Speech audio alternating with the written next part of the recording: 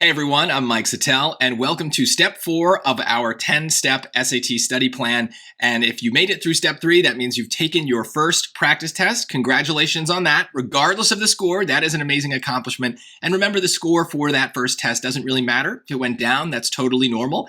But in step 6, we are going to take a second practice test. And for that one, we want the score to go up. So it's really time to buckle down and make sure that we are learning new things and changing some of the bad things that we may have learned previous to studying for the SAT. And that's why the goal for this step is change your strategy, change your score. We're going to need to learn new stuff, but also change some old things. And the way we're going to think about it here is a lot of what we want to do for the SAT is condense, or I should say simplify our thinking down to statements like this. If X, then Y. If I see this thing, then I'm going to do this thing, right? That's really what it's all about. And it's a way of organizing and simplifying. But, there are a lot of topics that are tested on the SAT. We've learned a lot of them so far. We're going to add more topics. We also have to remember to use certain strategies that kind of transcend the topics. So it's a lot to think about. And that is a difficult aspect of the SAT, is it's just all over the place. So we need to kind of simplify the way that we think about these things so that we can recognize what to do. And your brain already thinks like this without you even realizing it, maybe. It's doing this kind of automatically. We do these kind of if-then statements in our brain, especially in our math classes, maybe in school. But sometimes we also learn some bad habits and organize them this way. So changing our strategy isn't just about learning new things. It's also sometimes about erasing some of the old ways that we think about things. And this is why in step 1, I was really adamant that you start trying the new strategies. We really need to make sure that those are becoming part of our if X, then Y way of thinking. Remember, the SAT is not just about learning facts and formulas. We need to get good at, using the right formula, the right rule, the right whatever, the right strategy in the right situation. So we want to think of our brain as like a toolbox, and these if X, then Y statements are going to help us reach for the right tool in the right situation. So let's take a look at some of the tasks that we're going to need to accomplish along the way here.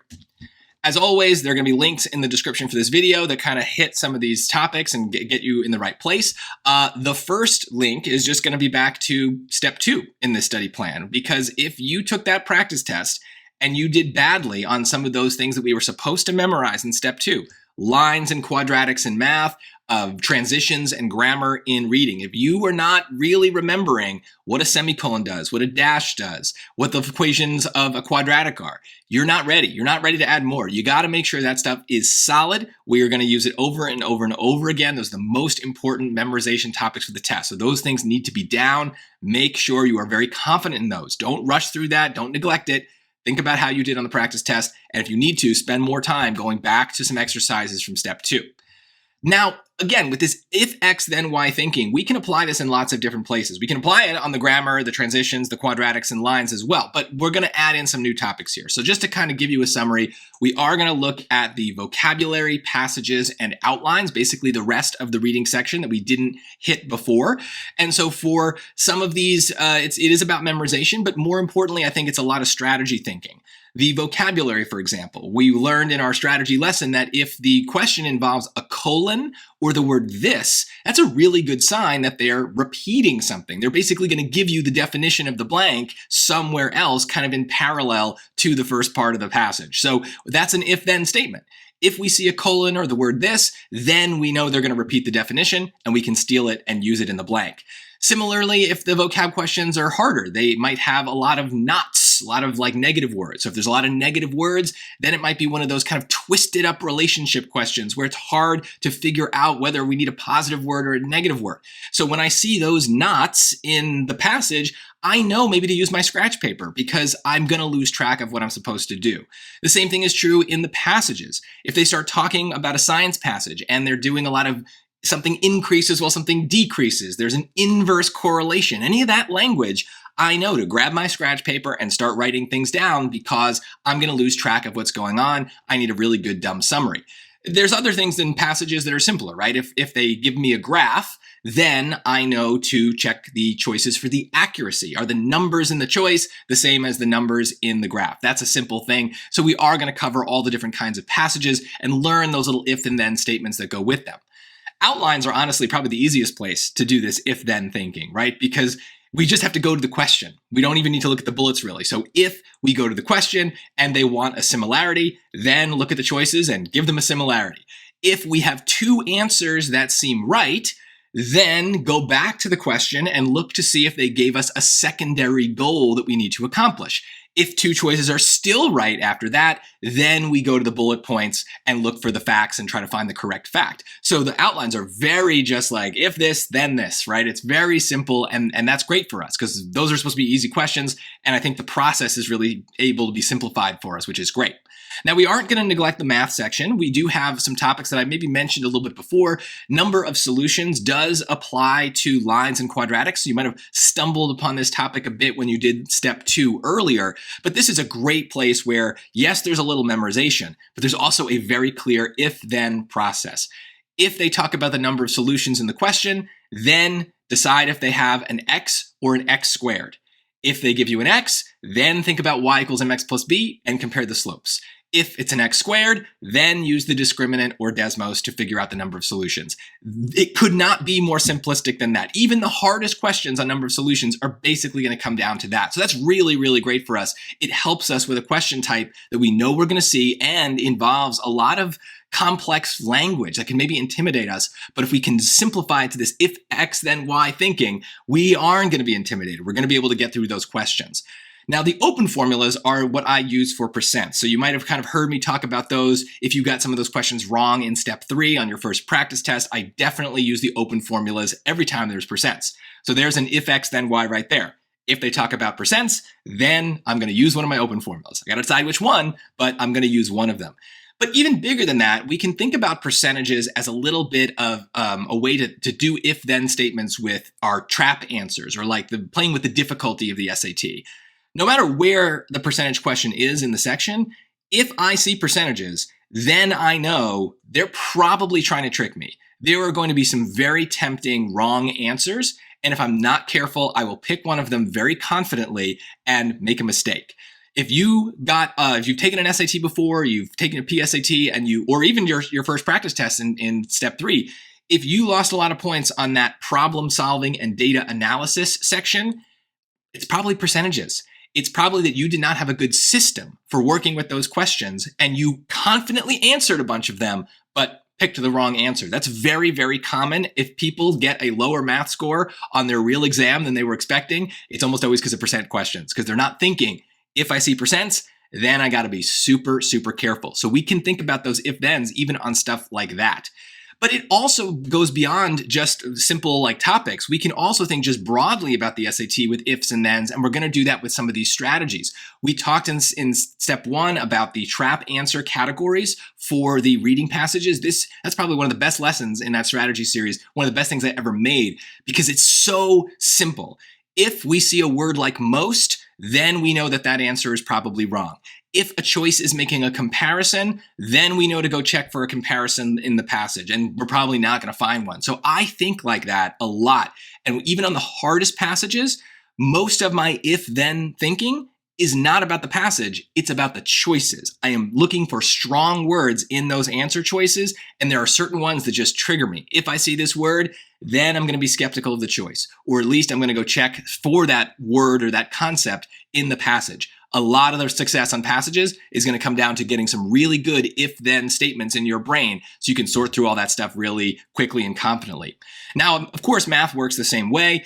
PPIE, of course, stands for plug points into equations, our main math strategy, and that is just a big if-then statement. If they give you points in equations, then plug the points into the equations. I say that all the time in my videos, but it also works beyond that. If they give me points, but don't give me equations, then maybe I have to pick an equation out of my memory, like y equals mx plus b, or one of the open formulas, or a geometry formula off the reference chart, right? I'm thinking still about plug points into equations, even when I don't get an equation. The other way works too. If they give me equations, but they don't give me points, then maybe I can make up a point. Maybe I can arithmetize, or maybe work backwards and guess and check, throw it into Desmos and try the slider, right? I have some moves that I can make. So I'm constantly thinking about these if-then statements as kind of like problems paired with solutions. If they don't give me points what I really, really want for a math question, then the solution is make them up or try Desmos or something. I've got a couple of options. There isn't like one finite list of these if-then statements that we can just memorize and be good. A lot of what we're trying to do here is give ourselves a lot of options so that we can be flexible and reach for that right tool in the right situation. So this is going to be very specific to you. Where do you stumble? We don't want you staring at a question for more than a few seconds before you start working on it. If you have good if-then statements in your brain, then as soon as you see a question, you're going to recognize some ifs, and then you'll have your thens, and you'll start working on step one.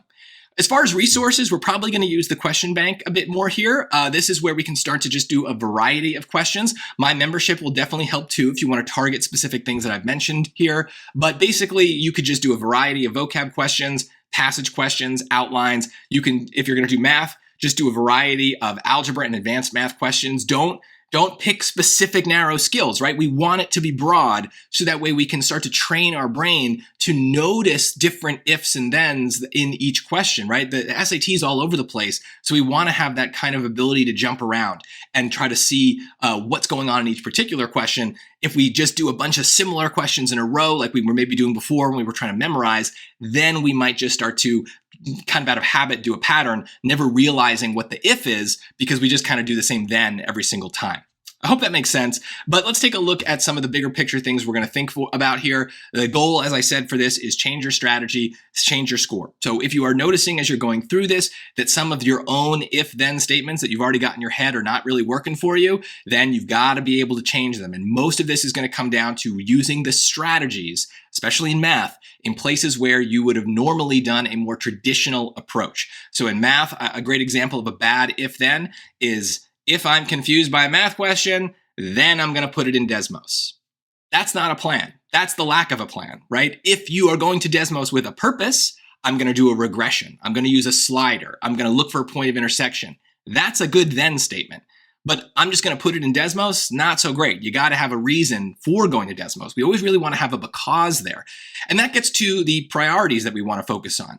Our highest priority as we're going through questions here is we want to prove our answers. We should never really be answering anything based on instinct. So if you're picking an answer, you want to kind of in your head always be saying something like B is the answer because of this, right? So if it's a passage, B is the answer because of this word in the passage. You can literally point to it. B is the answer because this is what a semicolon does, and I need a semicolon here, right? We're trying to think in those terms of there's a because, there's a reason. Instinct is going to sound a lot more like this. Like, I think it's B because that feels right. I think it's B because that just seems like a good summary. I think it's B because all the others are wrong. Now, look, sometimes even I have to resort to that thinking, but I'm always trying to minimize it because proof is really the basis of all of these questions. Is there's some reason, some evidence for why it's right. And this brings in that thing that we talked about in step 3 that's so important, bookmarks. Remember, on the practice test, we were bookmarking questions, not just because we wanted to go back to them with extra time, but because we thought we were answering them without proof, that we hadn't done a good job of proving our answer. Maybe we were pretty sure about our answer, but even if it maybe took us a long time, or we feel like we didn't use a good strategy to get there, that's a good question to bookmark, and you should be thinking about individual practice questions that way from now on. Before you check if your answer is right, think, would I bookmark this? Have I proven my answer? Or am I just picking it because it feels right? It seems right. It sounds right. Those are not good reasons. If you have questions about this, let me know. This is a more abstract lesson, a more abstract step. It's definitely skewed a bit towards the reading section. That's okay. In the next step, what are we up to? 5 rather, we're going to do more memorization. So we are going to hit some topics that we've neglected so far, specifically in math, things like statistics and geometry. But from now on, this if X, then Y thinking is going to apply. So we want to really keep trying to break down the questions in this way. And it's going to be hardest for you to break that habit in math because a lot of how you learn math in school is this kind of like, if you see an equation like this, then do this. This is just how your math teachers teach it. English, it's kind of the same thing too. If I see a poem, then try to guess what the poem is about. But we already talked about with dumb summaries not to do that in reading. So we are kind of breaking a bunch of bad habits so that we can get more streamlined. And it's all about, again, like I said at the beginning, being able to reach for the right tool in the right situation. And then in step 6, we are going to take another practice test, and there, identifying the correct topic, the correct tool is extremely important because we want to see score improvement. So we can't be slowed down by things that we don't know how to do. So you don't want to be debating what you're supposed to do on a question. You want to be able to get right into it. There will still be hard questions, and we'll keep working on those. But keep in mind, we're getting close to a practice test here where we really want to start to see progress. So every bit of practice you do in step 4 here needs to be fixing something that you maybe didn't know before or learned in a bad way. Comment with any questions if you have any advice on this one as well. This is a tricky one. And remember, like this if you got to the end. That way we know who's still with us at step 4. Once again, I'm Mike Settele, and thanks for watching, and I will see you in step 5.